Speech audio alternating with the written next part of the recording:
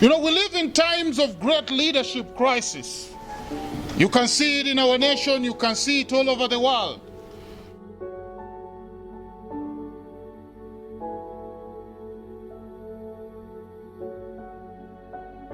Such a time as this, we need to have men and women who will embrace principle-centered leadership. Tell your neighbor, principle-centered leadership. You know, leaders who last, they don't just react to their culture. They base their leadership on what I call timeless and universal principles.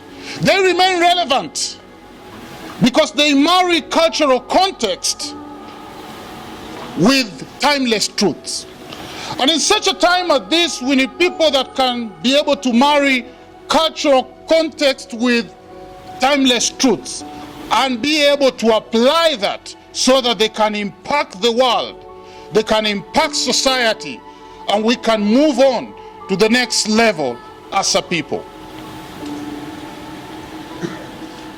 Principle-centered leadership gives us three crucial tools, which most of the time enables us or act as a guide, as a guard and a gauge. A guide to help us know our paths and move in the right direction. A guard to protect us, protect our hearts and bodies, even during risky times, to do what is right. And as a gauge to enable us evaluate ourselves, because unless we evaluate ourselves, we might think we are here, but we are simply down here, not doing much and giving much to the society. And I'm glad for the giraffe heroes today who have gone ahead to do ordinary things in an extraordinary way to transform lives. These principles, what they do, they build character inside of us. They transform the way we make decisions and correct our lifestyle. Because sometimes we can get lazy, we can get comfortable. As long as we have food on the table for us and our children, and we can support our mothers and fathers, we think it's enough. But we need to come and recognize that the world is much bigger than ourselves. That the world needs us, the world needs you, the world needs me, and unless we embrace principle-centered leadership, we will always be selfish human beings. So then, every leader who wants to last must embrace this. He must have crucial tools that help him, guide him, guard him, and gauge him every now and then.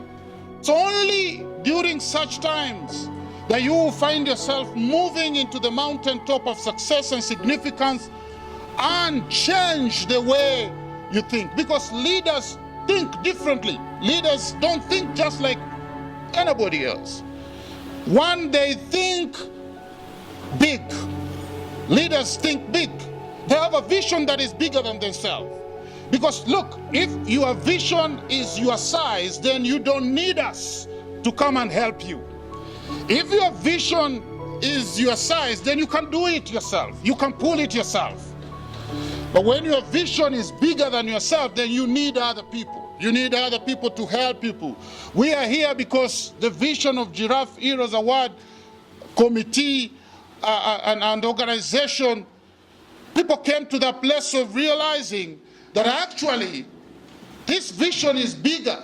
So they needed other people to come in, and that's why we are here. What kind of a vision do you have? You need to come to a place of thinking big so that you can be able to bring other people on board and be able to move your vision into the reality of destiny. But leaders also think bottom line. They think results. They think fruit. They don't just labor for the sake of laboring. They labor because they want to transform lives. They want to see fruits. They want to see their action bearing fruits, their action bringing results that transform lives positively. But another thing that leaders do is that also leaders think servanthood. Leaders think servanthood. Principle-centered leadership is all about servanthood. It's not about yourself. It's about looking for small and bigger ways on how you can be able to serve other people. It's Scott Mayer who said you can achieve whatever you want to achieve in life by learning to help many more people achieve what they want to achieve in life. Fulfillment can never be a reality in your life until you stretch your hands to serve another person. And principle-centered leadership is all about service. Today our nation suffers because people are not servants. Everybody thinks of how he can rob Mother Kenya, can rape Mother Kenya. But we need servants, servants right from the grassroots, as people who are devoted with a big picture. They are devoted to see the bottom line, and they are devoted to serve people and move them to the next level. So today we are gathered here to remind ourselves that look, you and me can still serve. You and me can still stoop low and do something small, something greater to impact another life. And when we do so, whether we get recognized as the ones who are going to be awarded today as giraffe heroes, or we don't get recognized, we will go home with fulfillment that we have done something to another humanity, to another person, to move them to the reality of destiny, to touch a life, to transform people, to create a mindset that is bigger than simply a mindset that is selfish.